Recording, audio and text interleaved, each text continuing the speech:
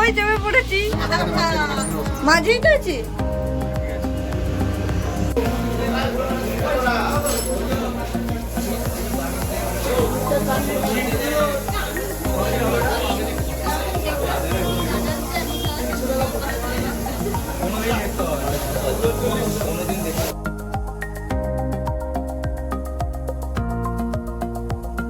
সবাইকে আশা করি আপনারা সবাই খুব ভালো আছেন, আর আমিও খুব ভালো আছি। নতুন একটা দিনে নতুন একটা ব্লগে আপনাদের সবাইকে খুব খুব স্বাগত। এই যে শসা কাটছি সকালবেলাতে ইলেকট্রিক কেটলিতে।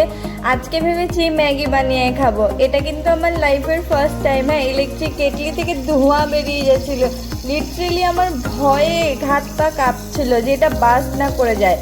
এদিকে আদিতে ঘুমাচ্ছিল, তার মাঝখানে আমার মনে হয়েছিল যে আমি একটুখানি ম্যাগি খেয়ে নিই, খিদে পেয়ে গেছিল। সকাল সকাল বেরোনোও হয়নি, ওই যে রাত্রেবেলা থেকে বাজার করে এনেছিলাম স্যালাডের জন্য। যে পেঁয়াজটা ছিল তার মাঝখানের থেকে একটা পেঁয়াজ নিয়ে আমি বানাতে শুরু করে দিয়েছিলাম ম্যাগি। ম্যাগি খেতে কার না ভালো লাগে। আপনারাও এরকম কে কে আছেন যারা ইলেকট্রিক কেটলিতে এরকম ম্যাগি বানিয়ে খেয়েছেন? আমাকে প্লিজ কমেন্ট করে জানাবেন। হ্যাঁ, ভালোই হয়েছিল কিন্তু ম্যাগিটা বেশ সুন্দর। শসা দিয়ে খেয়েছিলাম আমি সকালবেলাতে। রেডি সেডি হয়ে বেরিয়ে গেছিলাম আজকে বিচে যাব বলে, স্নান করবো ওখানেতেই। এই এত ভর দুপুরে রোদেতে গেছিলাম আমরা দুপুরবেলাতে, তা আবার স্নান করতে। সবাই এত এত ঘুমোচ্ছে যে উঠছেই না। স্নান করতে যাব বলছি, বলছে না। এই যে সমুদ্রে চলে এসেছি, কিন্তু এই সমুদ্রটা আমরা ওল্ড দীঘাতে এসেছি, যেখানেতে নামা পসিবল ছিল না। এই টাইমে তো জল অনেক ওপরের দিকে ছিল, যারা ছিল তারা ভয়ে ভয়েই নামছিল। আমরা তো পুরো স্নান করব, সেই জন্য আমরা নামিনি। আমরা চলে গেছিলাম ডাইরেক্ট অফিসার্স কলোনিতে, টোটো করে যাচ্ছিলাম।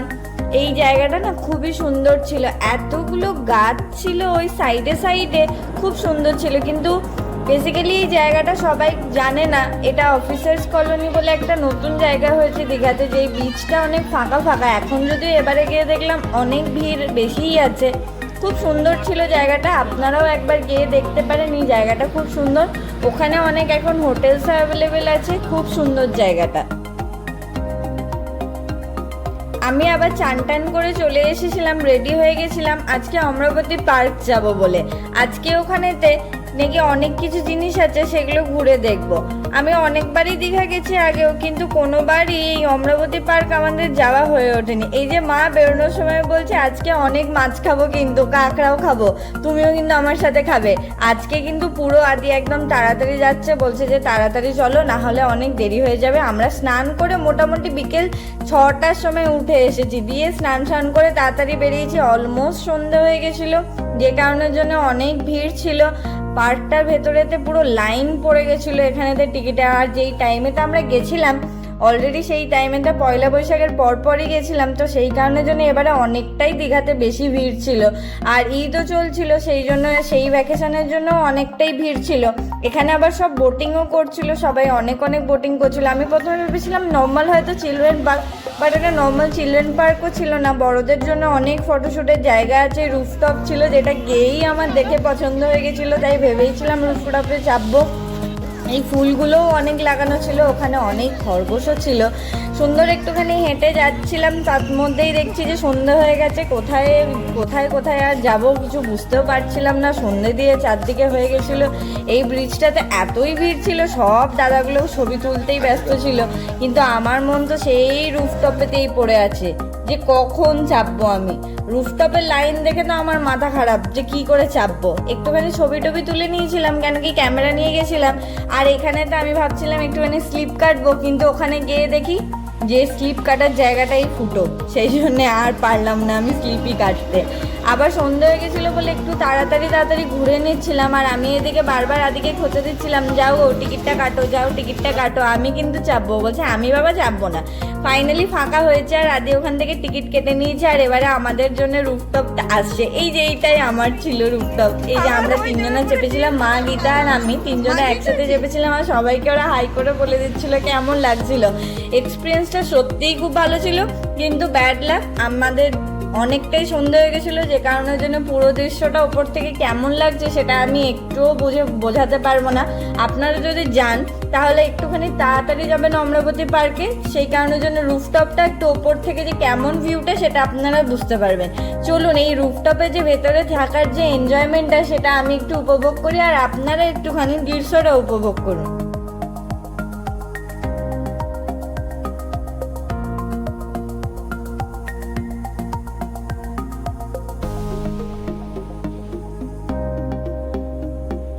মাঝে মাঝে না খুব স্লো ভাবে যাচ্ছিল, সেই কারণের জন্য মা বলছে এ বাবা পড়ে যাবো না তো, কেমন একটু ভয় ভয় টাইপের লাগছে। আমি বলছি না না মা কিচ্ছু হবে না, দেখো না শুধুমাত্র মনে হচ্ছে তোমার এটা মনের ভুল।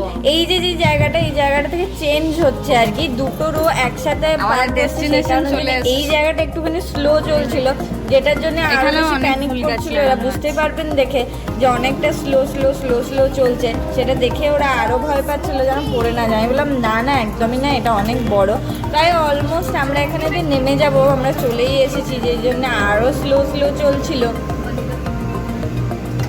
নামার মুহূর্তে তো অনেকগুলো ফুল গাছ ছিল, সেগুলো আপনারাও দেখে নিন। যেহেতু ওই যে আগে বললাম সন্ধ্যা হয়ে গেছিলো, সেই জন্য অতটা ভালোভাবে বুঝতে পারবেন না।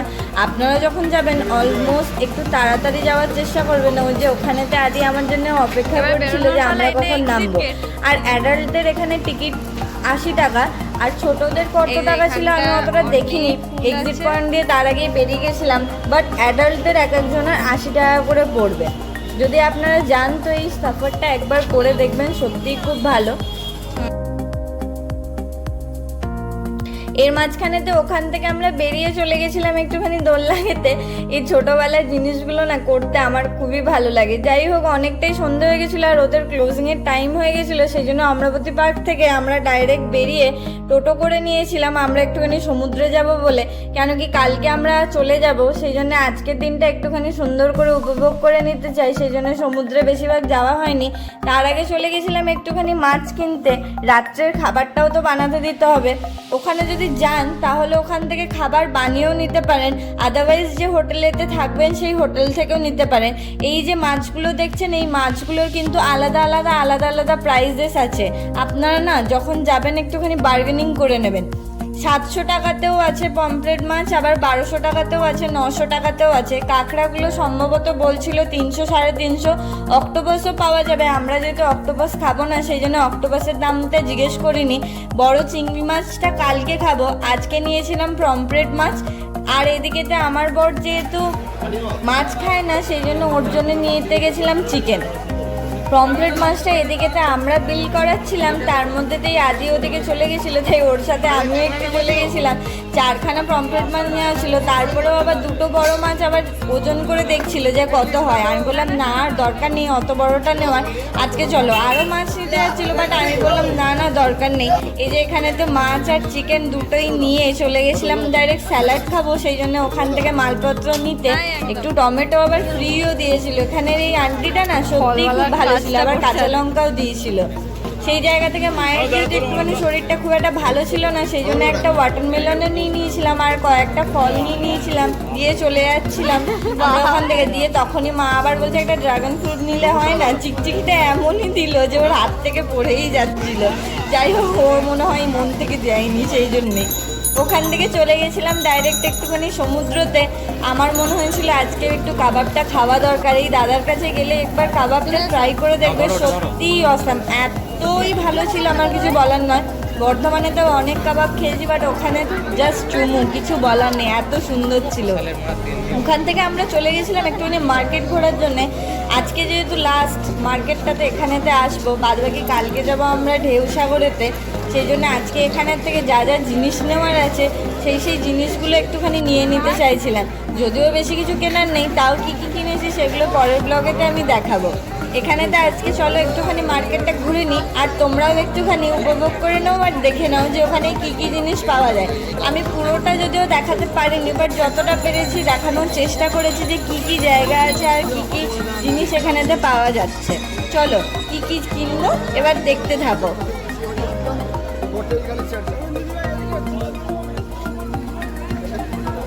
এতটাই গরম ছিল যে কি বলবো আপনাদের, হাঁটছি তো ঠিক কথাই, কিন্তু তার সাথে সাথে অলরেডি ঘাম ঝরতেই ছিল।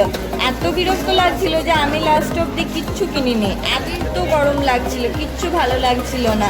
এন্ড অফ দ্য টাইম আদি বলছিল যে চলো তাহলে তোমাকে আর কিছু নিতে হবে না, চলো চলে চলো। আমার এতটাই শরীর খারাপ লাগছিল আর এতটাই ভিড় ছিল এইবারেতে, আমি জানি না কেন আমার এত ভিড়েতে এত কেন সাফোকেশন লাগে, আমার ভালোই লাগেনি এইবারেতে। ওরা অনেকক্ষণ ধরে ঘুরছিল, আমি একটা জায়গাতে বসেছিলাম, তাই জন্য আমি বেশি এক্সপ্লোর করতে পারিনি। ওরা ওই দিক দিয়েতে ঘুরেছিল। অল্প স্বল্প জিনিস যেগুলো যেগুলো দেখেছিলাম সেগুলো খালি আপনাদেরকে আমি দেখিয়ে দিচ্ছি। বাকি কালকে যখন ঢেউসাগর যাবো আর কালকে যদি সমুদ্র আসি তাহলে তো অবশ্যই দেখাবো। চলো আর একটুখানি দেখে নিয়ে গেল। নাও কেনাকাটা হচ্ছে, এগুলো নাও, এগুলো বলে দেবো। মা এখানে যে শাখাপালার দাম করছিল, যে দাম যদি কমে পাই তাহলে নেবো, কিন্তু সত্যি ওদের কোয়ালিটি খুব বাজে ছিল। ওখান থেকে শাখাপালা আমি জানি না বাকি দোকানেতে কেমন ছিল, বাট আমি যতগুলো দোকানেই দেখলাম সেরকম ভালো কিছু শাখাপালা আমি দেখতে পাইনি। সেজন্য আমার মনে হয় যে না নেওয়াটাই ওখান থেকে ভালো। বাট তাও আপনারা একবার দেখে নেবেন। আর একটু সমুদ্রের দৃশ্য উপভোগ করে নিচ্ছিলাম বসে বসে, আর তার মাঝখানেতে আমার মনে হয়েছিল গিয়ে একটুখানি বেলুন ফাটাবো। মা বলছে আমিও বেলুন ফাটাবো, চলো তাহলে একসাথে যাই। দিয়ে মা এখানেতে ফার্স্ট বেলুন ফাটানোটা স্টার্ট করবে বলেছে, যেই দাদাটা বলছে হ্যাঁ আসুন আসুন। দিয়ে এখানেতে মা এখানেতে বেলুনটা ফাটিয়ে নিচ্ছে। তার মাঝখানে আমি ভেবেছিলাম যে আমি যতগুলো নিশানা লাগাবো আমি ততগুলো একটাও চুকতে দেবো না, সব কটা হবে। আর অবাক কাণ্ড এটাই যে মা কিন্তু দুটো নিশানা বাদ দিয়ে যতগুলো নিশানা লাগিয়েছিল, অবাক কাণ্ড সব কটা একই লেগেছিল। খালি দেখতে থাকুন। দিয়ে আমি বললাম যে এবার আমার টার্ন, কিন্তু আমিও তাই, আমার কিন্তু একটাও নিশানা যায়নি। মা কিন্তু তাও আমার থেকে দুটো নিশানা চুকিয়ে ফেলেছিল। আমি ওখান থেকে অনেকগুলো নিশানা লাগিয়ে ফেলে চলে গেছিলাম আর একটুখানি বাজার ঘুরতে, কেন কি এবারে বাড়ি যাওয়ার সময় হয়ে গেছিলো। সেই জন্য চলো একটুখানি চটপট ঘুরে নিই। তার মাঝখানে আমার খুব জল চেষ্টা পেয়ে গেছিলো, যে এই জন্য চলে গেছিলো আদি একটুখানি ঠান্ডা ঠান্ডা জল নেওয়ার জন্যে।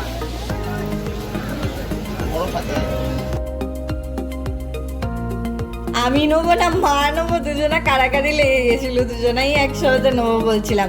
জল টল খেয়ে চলে গেছিলাম একটুখানি জুয়েলারি দেখার জন্য। মেয়েদের তো জুয়েলারি কিনতে খুবই ভালো লাগে সেই জন্যে, বাট আমার কিন্তু এতই গরম লাগছিল আমি কিছু কিনিনি। মা আর ছেলে দুজনে একসাথে হাত ধরে ধরে যাচ্ছে, আর আমি এখানে লাভারিসের মতো একা একা যাচ্ছি। আমার কি কষ্ট। খাওয়া দাওয়া করতে বসে গেছি, কারণ কি খাবার দাবার নিয়ে আমি চলে এসেছিলাম। আজকের ব্লগটা যদি ভালো লেগে থাকে তাহলে প্লিজ লাইক কমেন্ট শেয়ার করে দেবেন। দেখা হচ্ছে নেক্সট ব্লগেতে, ততক্ষণের জন্য আপনারা ভালো থাকবেন। Good night.